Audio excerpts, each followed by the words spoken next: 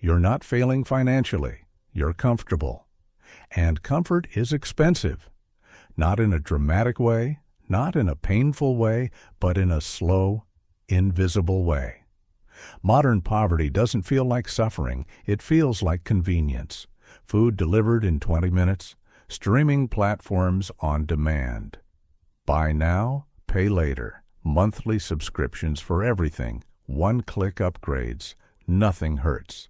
That's the problem. Because financial decline today doesn't look like collapse. It looks like convenience. And convenience compounds just like interest does. Today we're going to break down what the comfort trap actually is, why it feels safe, how it destroys margin, why wealthy people think differently, and how you escape it strategically. The comfort trap is simple. You build a lifestyle that feels stable but leaves you fragile. It's when your income rises and your expenses rise with it. It's when nothing feels extreme, but everything costs something. Here's how it works. You get a raise. You don't invest it. You upgrade your apartment or your car or your daily habits. You don't feel reckless. You feel responsible because society tells you you earned it. But here's the hidden math. If your income goes from $60,000 to $90,000 and your lifestyle adjusts to $85,000, you didn't gain freedom. You increased dependence. You upgraded your cage. The danger isn't one big decision. It's small repeated ones. $15 streaming, $12 premium app, $20 delivery fee, $300 small monthly payment, $600 car upgrade. Individually, harmless. Together, thousands per year. Let's say you overspend $500 per month on comfort. That's $6,000 per year, invested at 8% for 20 years. That's over $275,000.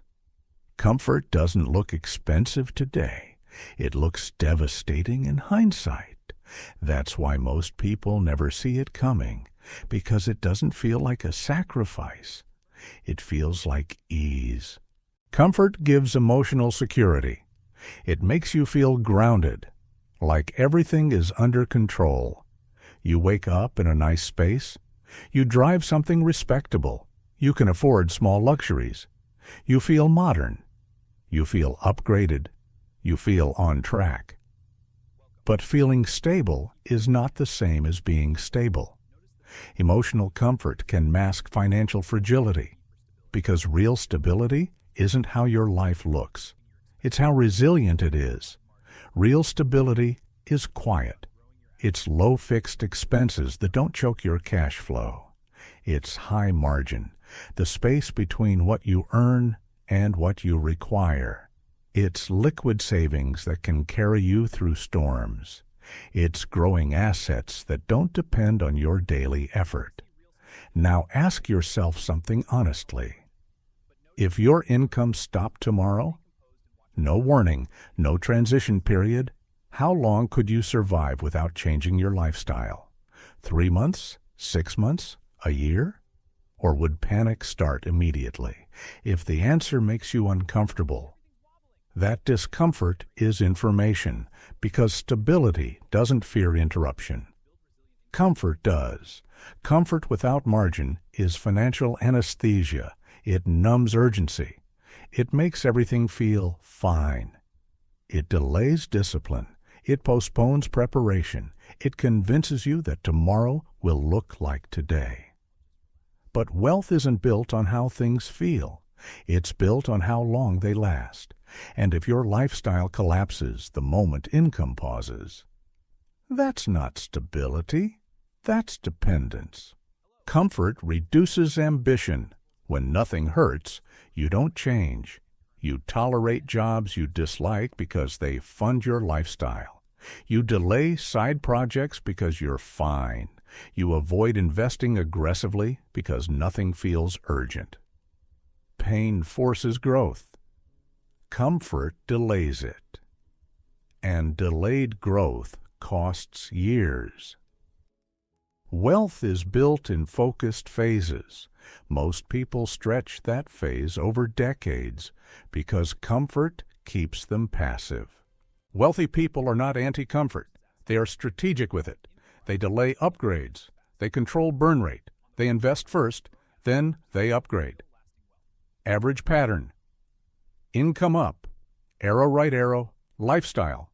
Up arrow, wealth pattern. Income, up arrow, right arrow. Assets, up arrow, right arrow. Lifestyle, later. That delay creates compounding. And compounding creates leverage. Leverage creates optionality. Optionality creates freedom. So how do you escape the comfort trap?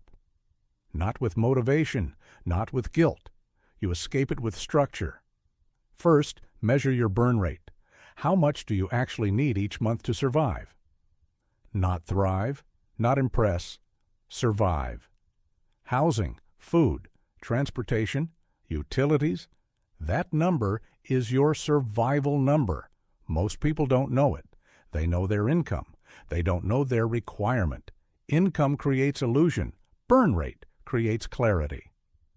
The lower your required number, the more resilient you become. Every dollar you don't require increases freedom. Second, create margin. Margin equals income minus expenses. Your goal is not just higher income, your goal is wider margin. If you earn a lot but spend almost all of it, you are tight. If you earn less but keep more, you are flexible. Margin buys options. Margin buys time. Without margin, you are one problem away from panic. Third, redirect convenience money. Cancel one subscription.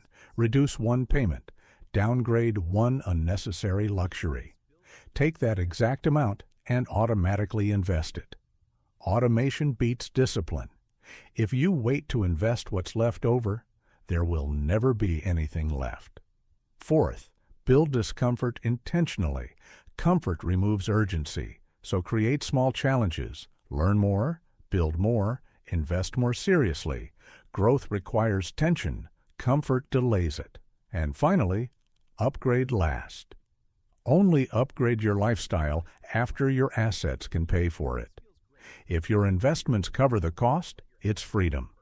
If your job covers the cost, it's dependency. Delay upgrades. Let assets grow first, because comfort feels good today, but control feels powerful for decades. Most people won't change, not because they're incapable, but because comfort is easier than control. Comfort feels safe. Control requires discipline. Comfort gives you convenience. Control gives you power. And power is quiet. It doesn't need validation. It doesn't need upgrades. It doesn't need applause. It needs ownership. The truth is simple. You don't become wealthy by earning more. You become wealthy by requiring less and owning more. Less dependency, more leverage, less lifestyle, more assets. Because freedom isn't about what you can buy. It's about what you don't have to buy. It's about the ability to walk away from bad jobs, from pressure, from panic. Most people will stay comfortable. A few will build control. The difference won't show immediately. But in 10 years, it will show everywhere. So decide now. Do you want convenience or do you want control? Because comfort feels good today. But control feels powerful for the rest of your life. If you want to build control instead of comfort, subscribe. This channel is for people who choose ownership over appearance. No hype, no flexing, just strategy. Subscribe, and let's build real freedom.